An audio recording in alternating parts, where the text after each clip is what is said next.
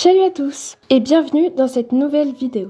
Alors je ne sais pas trop par où commencer, ça fait très longtemps que j'avais envie de publier cette vidéo, donc je suis super contente de enfin pouvoir le faire. Le titre vous a sûrement intrigué, vous qui connaissez les chatons depuis si longtemps, mais voilà, leur trouver une maison c'était vraiment le mieux pour eux et c'était mon objectif. Bref, j'aime pas les intros trop longues, donc c'est parti, prenez vos popcorn, sortez vos mouchoirs et on y va. Le samedi 25 mars 2023, alors que j'allais voir les chats errants comme tous les jours, j'ai entendu des cris de chatons qui ont attiré mon attention. Ça faisait déjà un petit moment que maman chat était enceinte, donc j'ai bien compris qu'elle avait mis bas pendant la nuit. C'est alors que j'ai découvert 4 magnifiques chatons. Petite lune, petite fougère, petite rose et petit scarabée. Elles étaient tellement mignonnes, j'allais les voir tous les jours. Elles me grimpaient dessus, jouaient avec moi, etc. etc.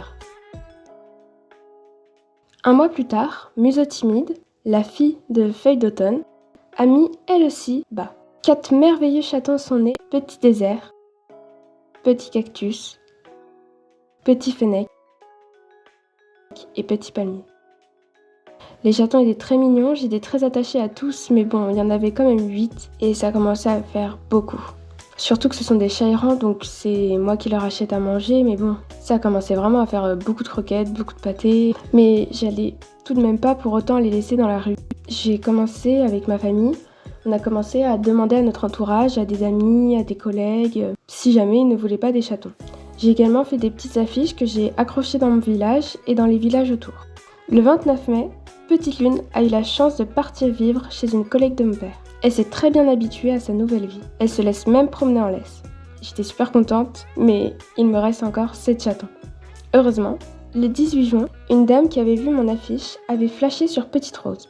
Petite Rose est donc partie avec cette dame. Au début, tout allait super bien et j'avais régulièrement des nouvelles. Sauf qu'un jour, à 6h du matin, cette dame m'a appelé pour me dire que finalement, ça n'allait pas du tout. D'après elle, Petite Rose était beaucoup trop agitée, elle avait cassé un vase, elle sautait partout, ça n'allait pas. Alors je vous avoue que je venais de me réveiller, j'étais un peu sous le choc et je comprenais pas trop ce qui se passait.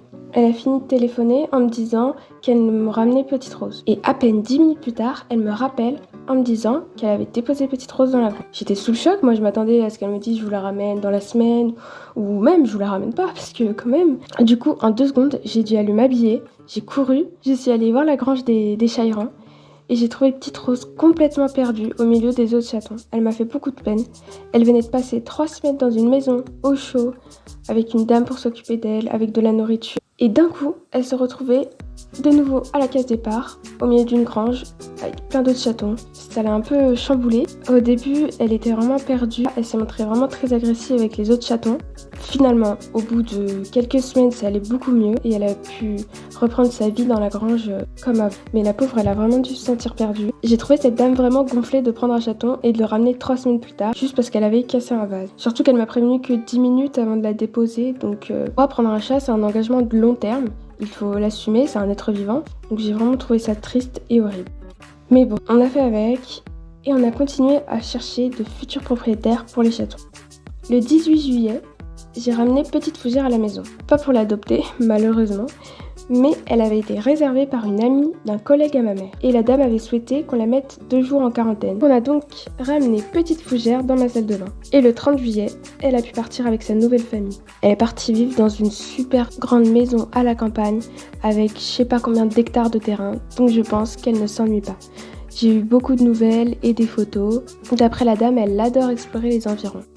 Le 20 septembre, j'ai reçu un message concernant une de mes affiches. Les gens sont venus voir les chatons et le petit garçon a craqué sur Petit Palmier. Il a joué avec lui, il pouvait le porter, il l'a même mis lui-même dans la cage. Petit Palmier est donc parti avec cette nouvelle famille. 4 jours après le départ de Petit Palmier, un couple est venu voir les chatons. Ils avaient flashé sur Petite Rose et avaient été touchés par son histoire. Petite Rose est donc partie à Saint-Étienne.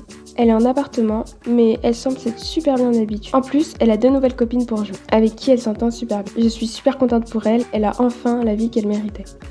Le 30 septembre, une copine de ma mère est venue avec ses filles et son mari choisir un chaton. Ils ont craqué pour Petit Fennec, qui est parti tout serein dans sa nouvelle famille. Il a vraiment eu du mal à s'habituer à sa nouvelle vie. Au début, il se cachait partout, il faisait ses besoins partout, mais heureusement, Une semaine après, ça allait beaucoup mieux. Je pense qu'il a eu un petit peu de mal à s'adapter, mais maintenant ça va beaucoup mieux. Il se fait câliner, papouiller. Il sort en laisse, même s'il n'est pas très coopératif. Après le départ de Petit Fennec, il me reste donc plus que Petit Scarabée, Petit Cactus et Petit Désert. Sachant qu'en général, quand des gens viennent rendre visite au chaton, Petit Scarabée et Petit Désert se montrent assez sauvages, donc je pense qu'ils auront un peu du mal à se faire adopter. Enfin, je suis quand même soulagée d'avoir mis 5 chatons en sécurité dans leur nouvelle maison avec leur nouvelle famille. Pour les 3 autres, on verra si jamais on leur trouve des propriétaires, sinon je pense qu'ils resteront plutôt dans la grange. Enfin voilà, c'est la fin de cette vidéo. J'espère vraiment qu'elle vous a plu et que l'histoire des chatons vous a touché. Voilà, je vous avais caché ça parce que je voulais préférer vous expliquer tout ça dans une seule vidéo plutôt que le faire à chaque départ de chaton.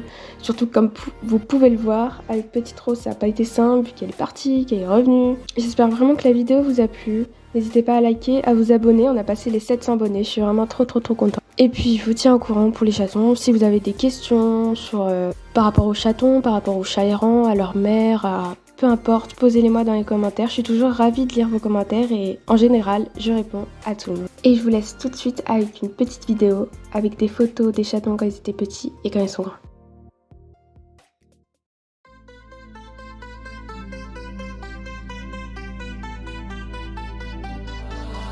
You for the dirty and clean. When you're waking in your dreams, make me bite my tongue and make me scream.